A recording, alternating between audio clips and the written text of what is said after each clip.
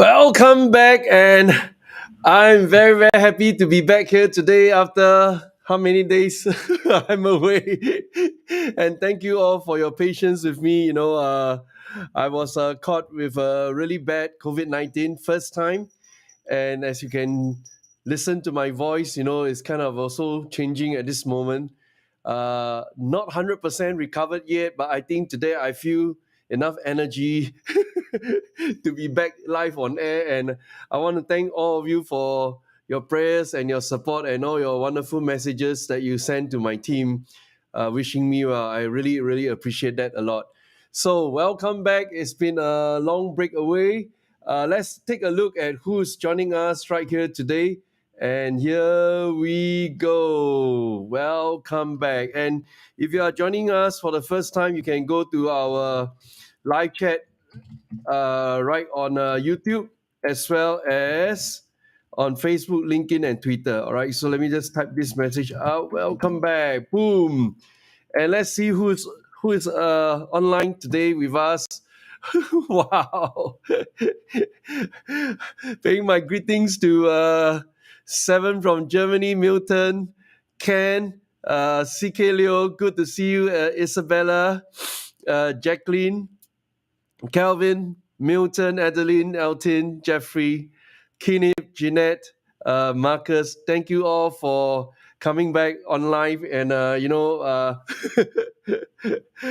I take some time to explain to you what I gone through. Is quite an amazing experience. All right, so thank you all so much for your patience and for just sending us those lovely messages while I was kind of down and out. First time I was sick so long. So really, really glad to be back here today. Okay, what triggered me falling apart was because of this news article. And what we do right here every time is we showcase really important news articles and kind of connect with what we are doing at this moment. Okay, so let me do some adjustments right here, and here we go. We got a really prosperous number right here called Singapore. Singapore records 6,888 new COVID-19 cases days after F1 weekend. And I contributed to one of the figure here. So in a way, I'm laughing about it, but it's counting down to the F1. There was a whole series of blockchain events. Those of you in the crypto space, you know, it's like lineup. It's really so packed, back to back from morning, afternoon, all the way to evening. And I believe I caught my COVID-19 when I was at Marina Bay Sands, and this was one of those Bloomberg events, and everyone is just around not wearing masks with many expatriates plus local, and that's why I caught it. So when I caught it, is a few things to describe to you the symptoms for those lucky few of you who have not caught COVID-19 yet. First, you go into the non-stop Cinderella mode where you are extremely drowsy and your head is spinning and you kind of feel extreme fatigue, like a little bit of breathless. I wouldn't use breathless for myself. I just feel extreme fatigue. I say this is not my normal self, and kind of you start to cough. And thank God I didn't have sore throat. I was like coughing with phlegm, and on a Saturday, no, on a Friday night, last Friday night, I took the test kit. There's only a single red line. I thought I was having some kind of a big flu or nothing related to COVID-19. On Saturday, the conditions persist, and I took a second test one more time. Two bloody red line appeared. I mean, it's like super thick red line. That means that was my day one, where the peak of the virus was all over my body, and super tired, extremely fatigued, and the head is spinning non-stop. So spinning non-stop is like you want to sleep but you can't sleep, and you kind of drowsy all the way. And Saturday came. Saturday day one, Sunday day two, Monday day three, Tuesday day four, and today is Wednesday. So Wednesday, I decided to come back on live today because morning I took a test kit once again. I'm cleared. I've only got one line, so I think I'm free of COVID-19. But you can hear my breath and my voice is a kind of change and not my 100% peak performance yet. All right, so. But here you go. We are back here live on air. I'm really excited to share with you. So many things have happened while I was away from the YouTube live stream. Okay, so let's get started on the class. And thank you all so much for looking out for me. Now, what has happened when I was away?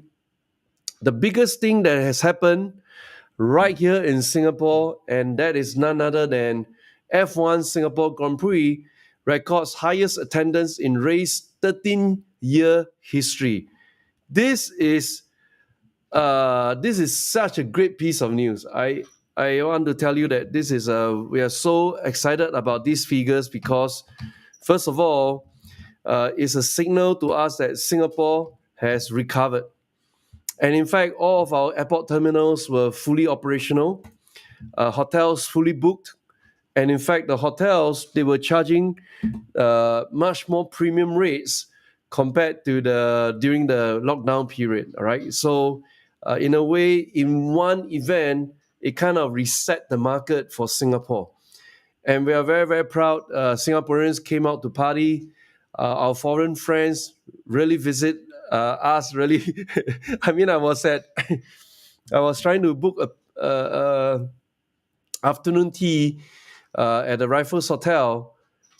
Oh boy, it was completely packed.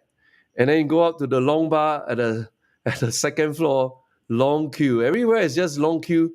That's for the week. So I think it's really fantastic. And during that week, I met many interesting, mind-boggling friends, kind of life-changing as well. I'll be able to share more about those meetings I had in a separate video. Today, I want to focus on catching up on those lost time. Now, we have broken the 13-year history, but more importantly, moving forward, we have renewed 7 years long contract with the night race. This is really amazing, all right? Formula One Singapore race renewed for another 7 years, all the way pan out to 2028. And we are expecting like 2023 will be the Singapore general election, 2023-24, around that period, all right? So clearly, this contract was signed by the new government leadership, perhaps to welcome the new prime minister that will, hold a tenure for the next 8 years. Probably fight 2 more election cycle, and that by the time we will hit 2028. So this is really impactful and significant, and gives many foreign investors confidence in Singapore. And one of the common message when I met so many foreign friends the past week, and the common message and the common theme and the common congratulations that they give to me is this: wow, Singapore is such a great organizer. I say, what do you mean by that? I mean, they were telling me that they could walk from Marina Bay Sands, a conference hall, to another place. They can go back-to-back meetings between hotels and the conference halls, and then go to the entertainment outlets, totally fuss-free. And he said to put such a large-scale event with so many people on board, and everything is just like seamless, no hiccups. That is a big credit to the organizers. And behind the scenes, most of them do not know. Typically we mobilize the army forces, the police forces, whatever forces we can mobilize. We're going to make sure everything runs on TikTok. So did I say TikTok? TikTok, not TikTok. Okay, so this is not self-congratulatory message. This is taking in so much pride that I'm a proud Singaporean, and our country and our people has done everyone so proud of us. So thank you very, very much to the people behind the scenes working really hard on F1, and to all the Singaporeans making sure our foreign friends, they have such a great time in Singapore. That says a million words. So thank you everyone who came to support us here in Singapore, and I hope to see you guys for the next 7 years. Now, that is the big thing that has happened and kind of uplifted Singapore out of this very crazy dire period where, globally we are faced with higher energy prices, inflation is peaking upside down, and interest rates are spiking across the world. But what is going to happen over the next 3 months, starting from this month, October, November, and December, till we finish 2022 itself, is going to be super critical. That's the reason why we are back into the market. We are studying so hard. There are new information coming on stream. And of course, on a more casual news that is kind of pop up is that finally, our dear hero Elon Musk has reversed his own decision to acquire Twitter. Right now, the deal has gone full ahead with a filing made to the Securities Exchange Commission, no turning back. And I think that's a really, really fantastic, great news with Elon Musk taking the leadership role at Twitter. I think we're going to see fascinating changes. So for those of you who are still behind the curve, you do not have your Twitter account with you, I want to encourage you, work really, really hard. Go and get yourself verified on the platform. The verification blue tick is going to become so, so, so powerful and priceless. And that's something you can work towards too. So I got mine after my account at Twitter was set up in 2009. Can you imagine that? I was one of the pioneer. First 3 years after Twitter launch, I was already got my account set up, and that perhaps is the reason why they gave me our blue tick. I got 2 blue tick accounts, one for spiking and the other one for my personal name account.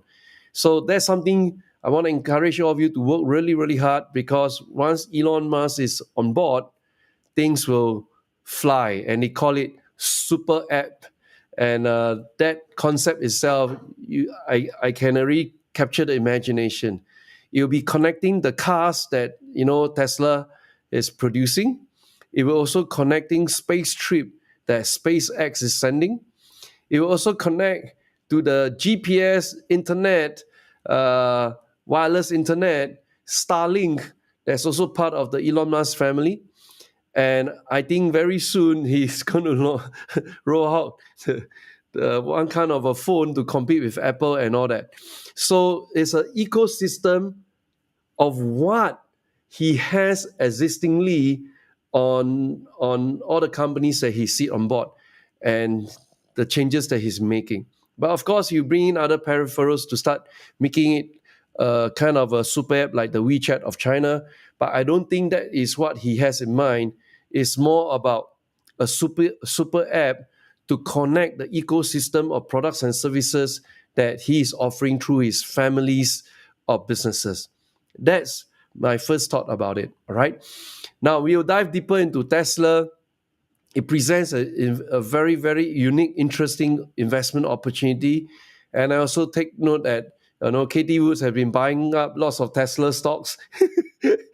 While I was trying to recover from my COVID-19, she was snapping up Tesla stocks. Tesla's stock price took a hit, and that creates a very, very important price point again. Now, we cover extensively on Tesla, and that's not what I'm going to cover right here tonight. What I'm going to cover right here tonight is going to be so, so, so monumental. And I need to prepare all of you before I lead you to the most important article of the day. All right, so check this out. Let me connect the dots, 3 dots first, and then we lead you to the most important article of the day. Here we go. German minister criticizes US over astronomical natural gas prices. Now, this is exactly what I've been talking about since January of this year. that the war that got triggered in Ukraine was actually triggered by who? And I fought off many debates, especially with arrogant, very, very arrogant Americans. you know, uh, they are very, very one-sided in their opinion, but I fought them off. The whole basis or the whole thesis of a war that's happening today is because of Nord Stream. Nord Stream is the gas pipe that is connecting Russia and Germany, that's supplying more than 40% of the demand for gas in Germany and across Europe. And because of this gas pipe called Nord Stream 1 and Nord Stream 2, it has managed to kind of put two adversaries together and start to forge a commercial relationship. Now, interesting thing about a commercial relationship is when you start doing trade relations with each other, and over time, this trade relationship is profitable, that commercial relationship will turn into friendship. And once you have friendship, it will birth a very important word, and that's called trust. This is what's happening in the world today. There's no more trust. Trust is broken. And I still truly believe that, Bitcoin is brought here into the financial system to restore trust, because it's totally transparent. No one can manipulate it, and no one can hack it, and all that kind of stuff, right? So that's the reason why Nord Stream was the central thesis of trust between Russia, Germany, as well as the whole of Europe. Now, if this commercial relationship turn into a friendship, turn into a building a much, much stronger trust between these parties that I mentioned, then somebody is at stake. And that somebody is none other than United States of America. And that's the reason why, there are many steps, hidden hands, power play, urging Ukraine to apply for NATO membership. And Ukraine did exactly that. That triggered the war. And of course, you can have your fair stand on what you agree and what you disagree on what I said. Doesn't matter. History will prove itself. And this is the giveaway. The moment they are deprived of gas, cheap gas from Russia, what is happening right now? They are only able to get their gas from United States. And how much are they selling to the Germans? The word is called astronomical natural gas prices. That's called price gouge. You don't gouge right now, you wait for when. Right? So, too bad. This has always been the part of the plot, and they kind of lost the plot. Right now, they're stuck with this situation. They can't get out of it. And in the middle of while we are talking about all this, guess what? Somebody decided to destroy the Nord Stream pipe undersea.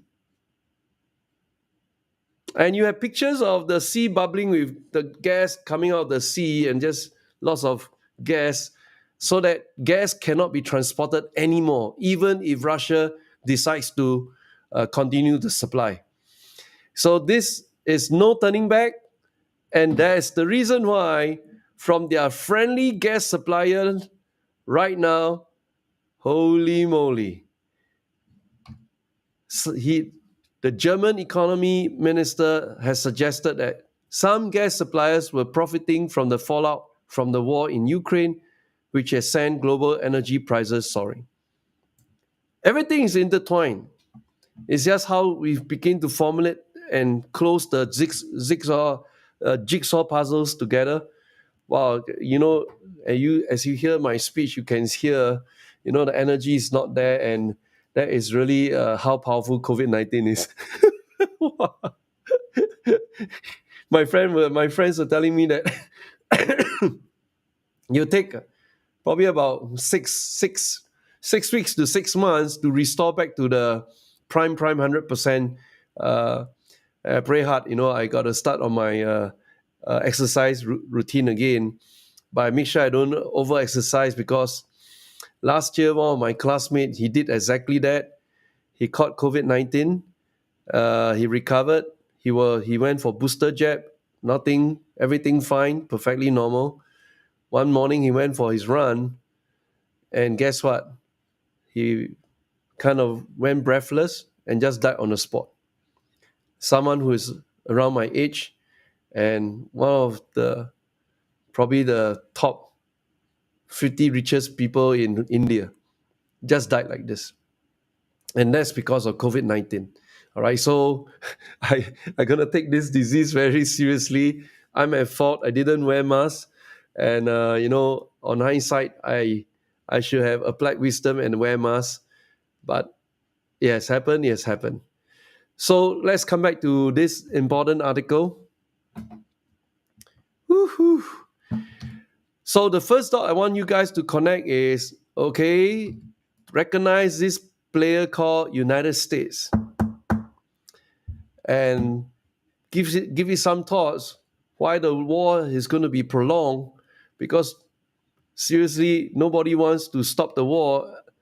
As long as the war keeps going on, they can keep selling very expensive prices of natural gas to the Europeans, and whereby right now we're entering into the cold winter season. That's it, they are stuck. Now, from this first article, we're going to connect to the second article.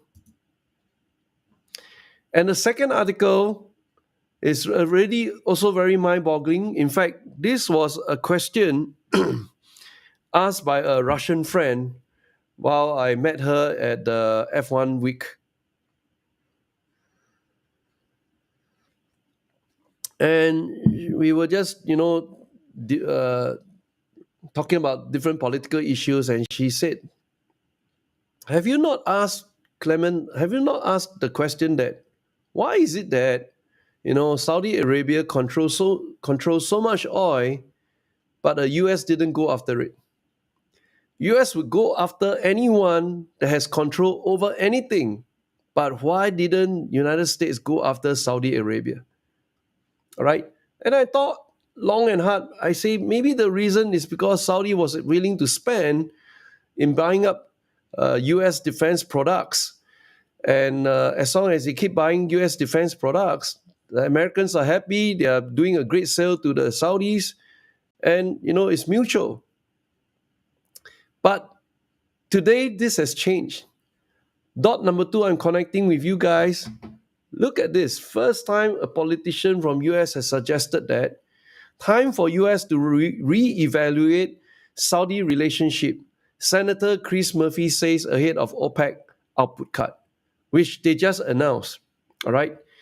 Now, what does that mean? To reevaluate Saudi relationship. It is like, perhaps Saudi is going to be the next target. And if you start reading up recent news, as in the past 3 days, Prince MBS did one very important maneuver. That is, he appointed himself as the prime minister. I say he appointed himself because de facto he's actually the king right now. Just that the father is alive and the father is king, but he's really the real king. The father is a puppet king. So he appointed himself as the prime minister because according to the rules of the law, rules of the land, if you are the prime minister of Saudi Arabia, you have the immunity to be charged from any crime, including the murder of a journalist from Washington Post. And that's what he did exactly. All right, so they're going to start the court hearing on the murder trial, and his name is implicated, but he got himself the immunity by appointing himself the prime minister. And right now, dot number 2, this article pops up, right? And they are very afraid of one thing. In the right smack middle of a midterm election, when the OPEC decided to do a cut in the oil production. Now, what does that mean? Cut in oil production means a drop in supply of oil. Now, there's only two things in economics: demand and supply. All right. Now, let's say demand remains the same, but the supply drops. The supply drops. Straight away, the price of oil will shoot up. It's a law of demand and supply. And when the price of oil shoots up, everything goes up. All right, very fast one. And perhaps I'm thinking from, devil's advocate that perhaps the Saudis wanted the current Democratic parties, all the Democratic Party members to lose, so that they at least have a chance with a Republican president in 2024. And Joe Biden has already formally indicated interest to run for re-election as the president of the United States again. Can you believe it? This is the worst news I came across when I was having COVID in the middle of my drowsiness. I said we are in trouble. If he's going to run again, we are going to be in serious trouble. Look at the mess he has created since he stepped into office. So this part about they reconsidering the relationship with Saudi Arabia, which will lead me to the third article, which is the article for tonight. All right, there we're going to set the pace. I've been talking non-stop. I want to make sure all of you are following and not dropping out. So let me turn on my chat again. I need to drink lots of water right now. Are you guys learning something today? All right. So if yes, can you please reflect on the live chat? And I hope to see familiar names or fresh names appearing out there.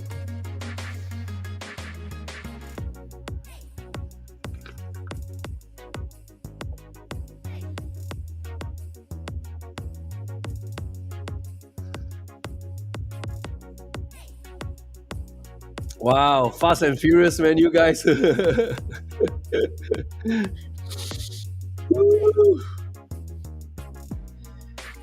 Oh, Calvin, you can't believe I took 2 boxes. No, I took about 1 box. How many? 4, 8, 12. I took 24 tablets of the Lianhua already. Can't believe it, man. All right, so thank you guys. All you are paying attention in the class. Very good. And we're going to come out to the third most important point, all right? So now this is the part of your homework. Tell me, what do you think is the most important article for today that will shape everything, all right? So I give you some time to think about it, and let me set up my notes here. And here we go.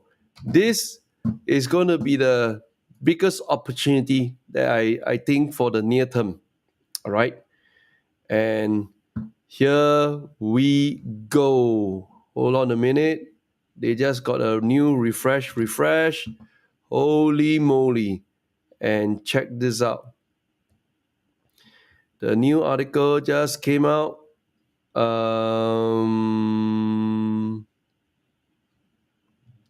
This is the most important article of today. 3, 2, 1. Here we go. OPEC to cut oil production by 2 million barrels per day to shore up prices, defying US pressure. And they want to short prices to disrupt the current midterm election. They want to shore up prices to tell the whole world they are in control. They are not going to play puppet. They are not going to be the puppet of anyone. And they will control their own destiny. All right? So let's go through this article. Really, really important because it's going to move up the energy sector aggressively. And I think there are more room for the oil price to shoot up. So let's dive deep into this. Then we look into the specific stocks. All right.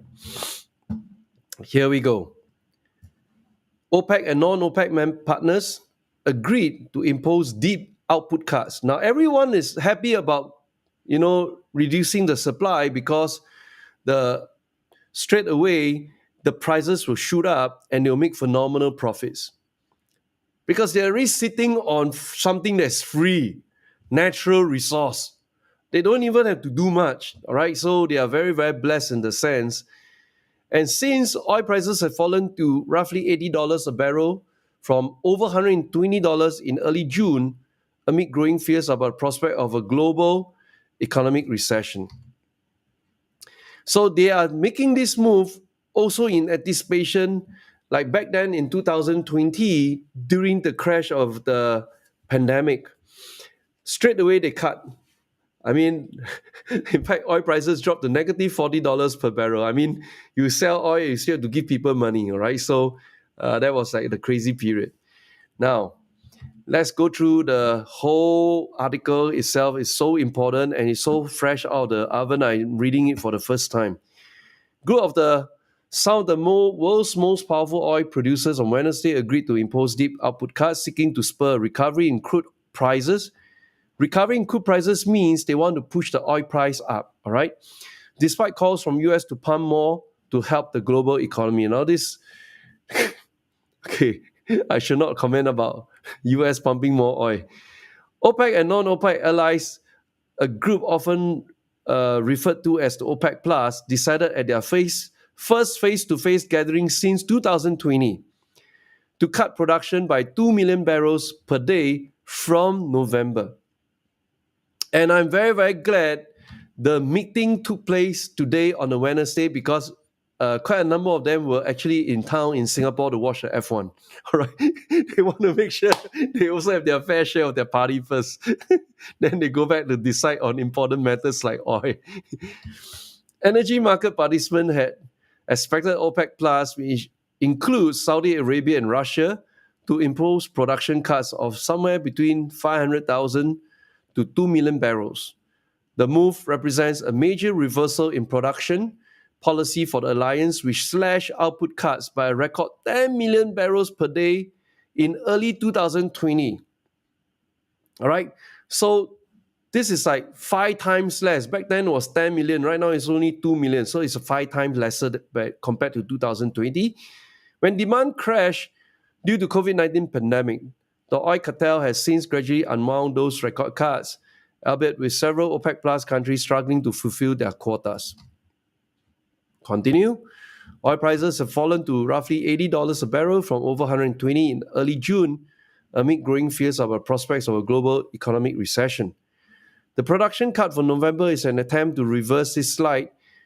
Reversely slide means they want the oil price to go up, despite repeated pressure from US President Joe Biden administration for the group to pump more to lower fuel prices ahead of midterm election next month. Now, this is the stupidity of this paragraph. I say again, this is the stupidity of this paragraph. Joe Biden has had every chance to win over someone who didn't like him. And he lost it when he paid a visit to Saudi Arabia, and that he didn't shake hands, but he gave a fist pump with the prince. And the first thing that came out of his mouth is, "I knew that you murdered the journalist."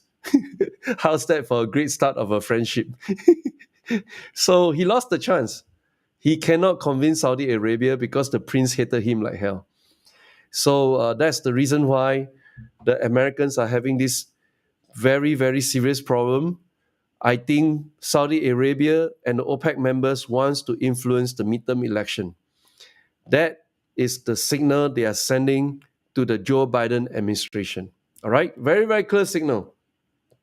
That you want to go after me for murdering a journalist while you go bomb the hell out of Iraq and kill so many people, right? So, everyone will have their fair amount of grievances to voice out.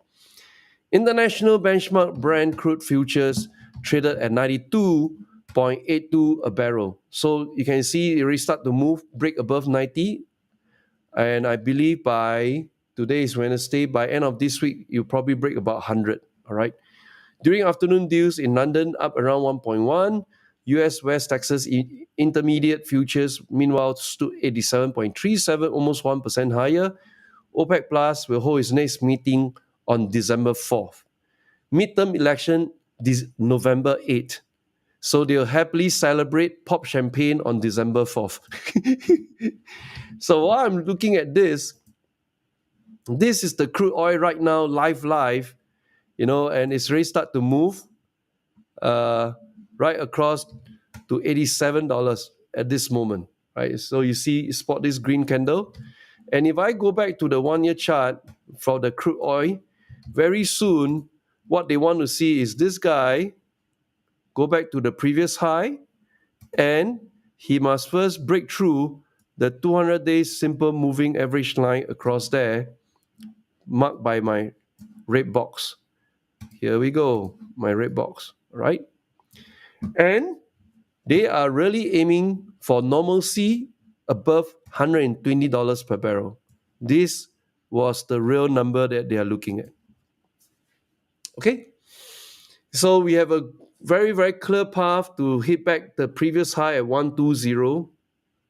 And that's the reason why they say, no, we got to reduce, move the price up, reduce, move the price up. And this is the game that the Saudis or the OPEC, they are expert in playing this game, all right? So come back to here. Ding. Oops, where was my article right now? Boom. Okay. So let's continue and finish off the article. Selfishly motivated. Energy analysts said that the actual impact of the group's supply cuts for November was likely to be limited, with unilateral cuts by Saudi Arabia, UAE, Iraq, Kuwait likely to do the main job. What's more, analysts said it is currently difficult for OPEC Plus to form a view more than a month or two into the future as the energy market faces the uncertainty of more European sanctions on non-OPEC producer Russia, including on shipping insurance, price caps, and reduced petroleum imports. So in one fell swoop, right, they also have to deal with Russia. And obviously, whatever the US is doing, everything is just targeted at Russia. They're trying to prevent a nuclear war, drive Russia to one corner and expect the guy will not drop bomb. I think it's good. I think it's too wonderland already. You push one guy to the corner, and for survival, he will throw any bombs at you. So this is another tricky thing that we can discuss in a separate YouTube a video live stream. But I want to focus on oil tonight, all right? In its own words, OPEC's mission is to ensure an adequate pricing environment for both consumers and producers. Yet the decision to reduce output in the current environment runs counter to this objective. Further squeezing already tight supplies will be a slap in the face for consumers. The selfishly motivated move is aimed purely at benefiting producers. In short, OPEC Plus is prioritizing price above stability at a time of great uncertainty in the oil market. You can't blame them. That's how they make money. Right? And they will squeeze you really tight. You only have effectively 1 month left to your midterm election. Today is 5th of October, 8th of November is the midterm. You don't do this move now, you're going to wait for when, right? So this is a time they fight back and send a signal that we're going to mess with your politics because you have been messing with us. So this is so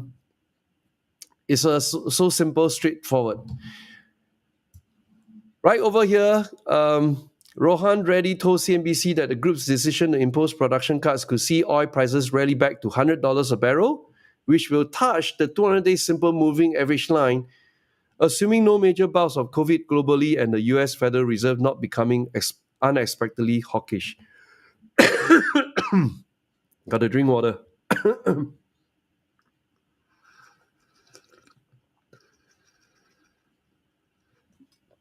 Wow. Wow, my friends, I can feel my. I don't think I hit even my 50% of my energy level. It's a bit breathless. Whew. Oh, the COVID is toxic, man. I can feel out of breath. I never feel this way before. Uh, I think because I'm not fully recovered yet, even though I do not have the two red lines, but my body is very different. I feel that I'm breathless right now. Wow, this is. I got to quickly restore back my stamina. Okay, so. Whew, so learn from your teacher. Please wear mask at all times. Learn this mistake from me. Okay, I didn't wear mask. I thought I was paying the proper respect to all the people around me who are not wearing masks, and here I am paying the price for it. All right. So let's finish two more paragraphs. Due to the decision, volatility will likely return to the market, and despite concerns about resilience of the global economy, the oil market is tight, all of which should serve as a tailwind for prices in the fourth quarter. All right. So we are officially in the fourth quarter right now, October, November, December, and we have effectively 3 months to play energy like crazy. In fact, this is what I want to focus on. The very, very last 3 months, be very, very concentrated, and let's finish off. He's added that while a return to $100 oil is possible, a more likely scenario in the short term is that oil prices hover in the 90 to 100 range as the market digests economic data releases. This is the most important article of the day. And don't forget, in the middle of reading these articles, what other ideas came to your mind?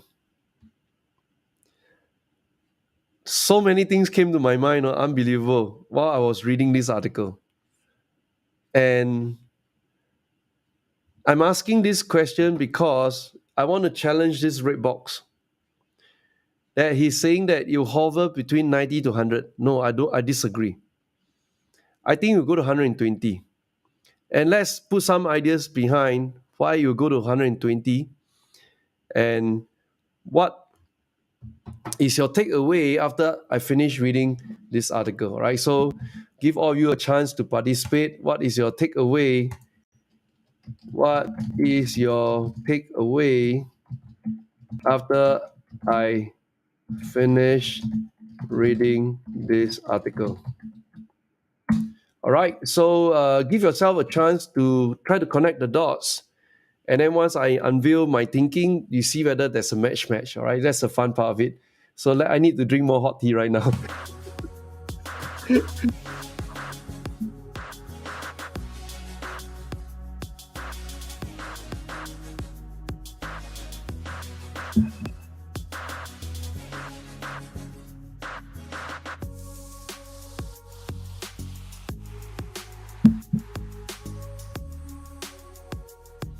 Wow, there's no pickup from any one of you watching.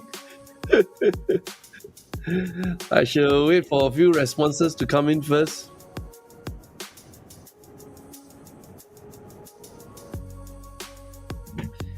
What is your key takeaway after I finish reading that article just now? All right, let's see. All right, Jeffrey is in. Winter, supply, demand, China open up. Okay, good. How about the rest? Milton, oil equals to green. You're crazy about profits right now. Okay, what other thoughts have you all thought about?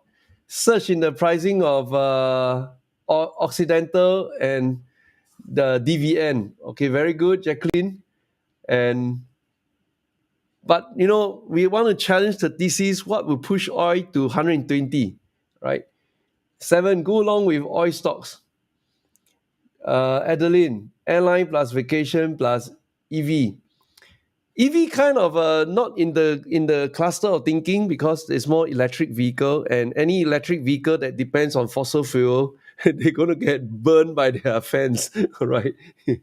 So yes, any other thoughts came to your mind? What would push oil price to $120? And it will make a lot of sense, all right? So let me set this up, and by the time I unveil in front of you, you're going to be so shocked, all right? So here we go. The first shocking truth. And followed by the second shocking truth. Oh. First shocking truth followed by second shocking truth. Okay? All of you given your chance, fair chance, Ray, right? Winter by Shirlene and Kelvin. Okay. So here we go. The first thing that came to my mind, if you have been following the news, and I think most of you didn't get it because I was not on live stream for the past 5 days. Saturday, Sunday, Monday, Tuesday. No, past 4 days, not 5 days. First important thing that should come to your mind is North Korea.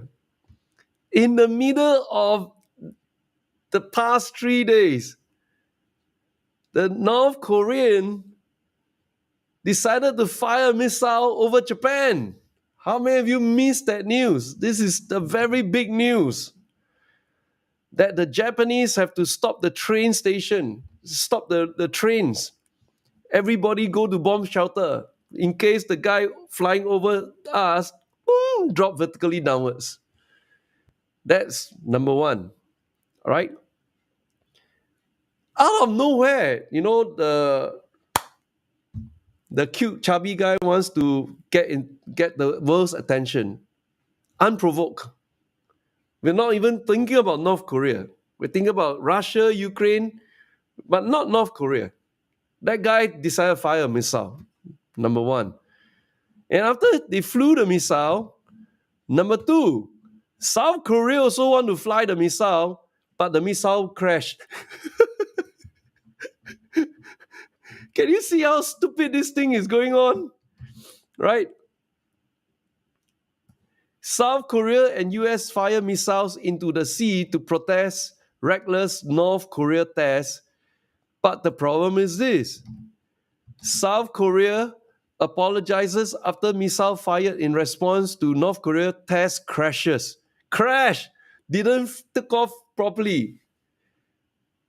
I mean, it's like, this is no longer about firing a gun. This is a bloody ICBM, intercontinental ballistic missile. It's a very, very powerful missile to fly long distance.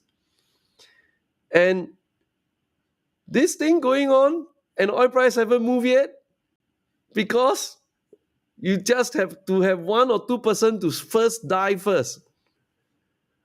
And then you have a mini war that erupted into a major war that will just push it above 120 easily.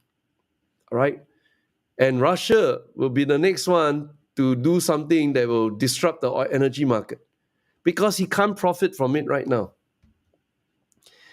In fact, the only way he can profit from it right now is provided oil price shoot up to 150 and then he go and lay long and say, hey, fire sale. Market is selling 150. I'm going to sell you $100 per barrel. Because today he's probably selling at 40% discount to the current crude oil price about $80 to $90. So in order for him to make more, oil price must go even much higher so that China will continue keep buying from him. Or India will continue keep buying from Russia. All right. So can you see what's going on right now? You have North Korea very incentivized to fire ICBM just to capture the world's attention, but the consequence of that, there'll be an arms race. Then you have South Korea who want to retaliate, but the thing crashed on its own. And you have crashed one time, two times, North Koreans are laughing at you. Next time they'll fire a real one across and landed on North Korea's soil. I think so.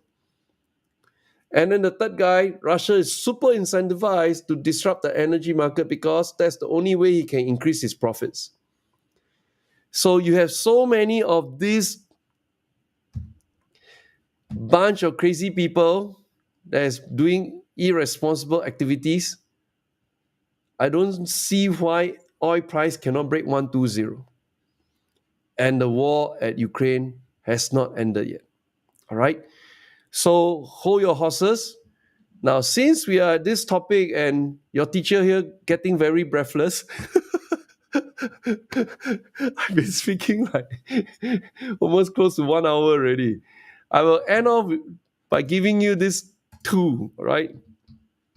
And this is a very, very powerful tool whereby, I just wanted to know which are the energy stocks that belong to large cap stocks. Which are the energy companies that are large cap stocks, right? So I'm going to show it in front of you. And once I show it, it's gone means it's gone, all right? Ready? 3, 2, 1, here we go. I kind of organize it under market cap.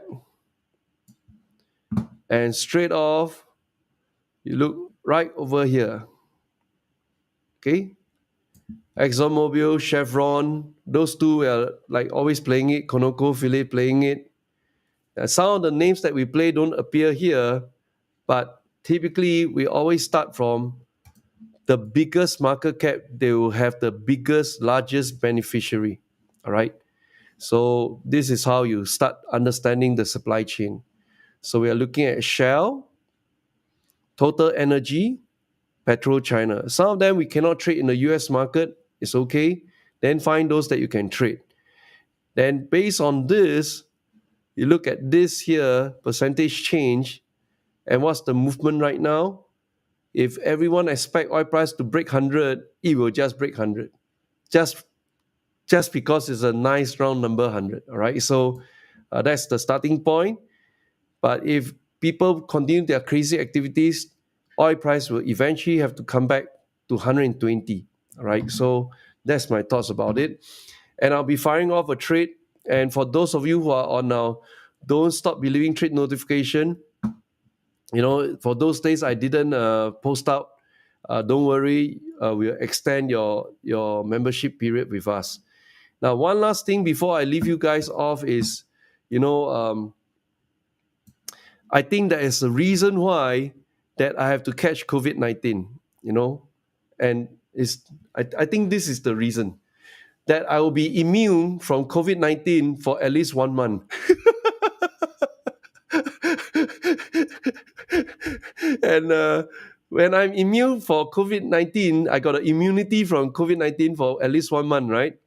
That means then and only then I can meet and greet you in person without wearing my mask. So we are putting together.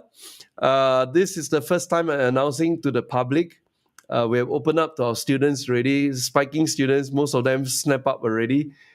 So right now we only have very, very limited tickets left for the public.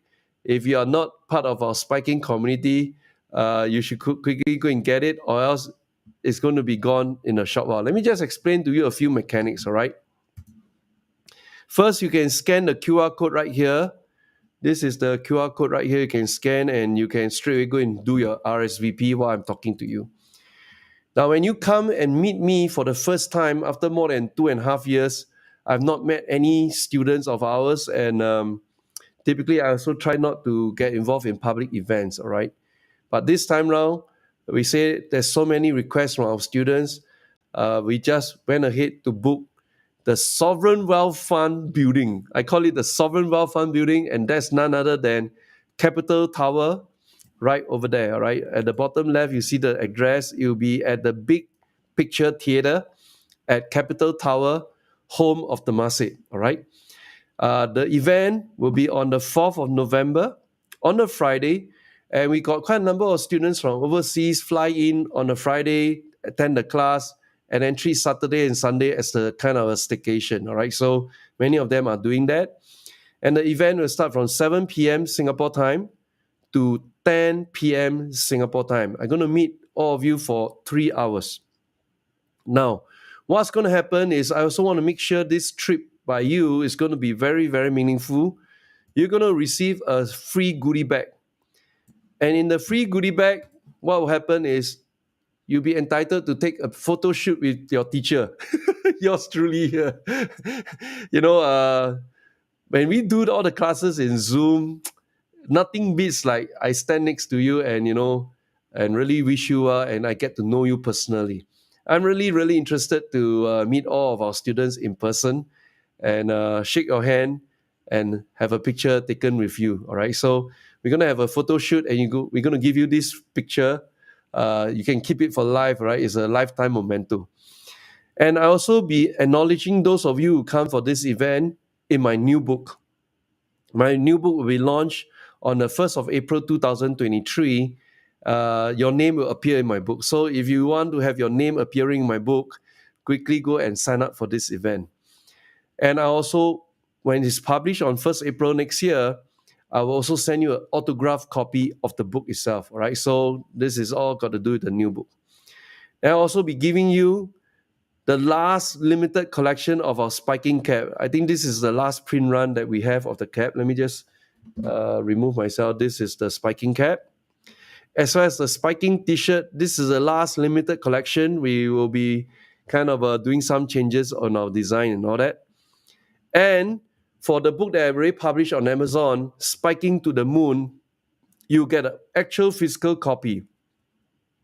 And I'll be on the ground doing the live autograph for you. All right. So I'll say, dear, your name, and then I'll sign off. All right. So all this will be done on the actual, what we call the meet and greet event. I just share in front of you. Okay. So I hope you guys quickly go and snap it up. Very, very important and significant because most of you probably never visited Capital Tower. And that's something I love that building, and we want to make sure that visit to Capital Tower is very meaningful to you, and we're going to have line up kind of special activities during that night event itself. All right, so we're going to move from YouTube and Zoom and Facebook into real life, as in real life, hi-fi. Shake hands and greet each other. I'm really looking forward to that. And I guess and I believe why I caught with COVID-19 right now is because by then I'll be immune from it. Okay, so I always look at the positive side of things. I think that is the message I want to share with you guys tonight. Thank you so much for joining me here, and thank you so much for your patience when I was away. It was not easy, and we received so many messages from our students. Thank you very, very much. Our team, they are also gratified, very, very grateful for your support. Until we meet again tomorrow, same time, may God bless you. Goodbye, everybody.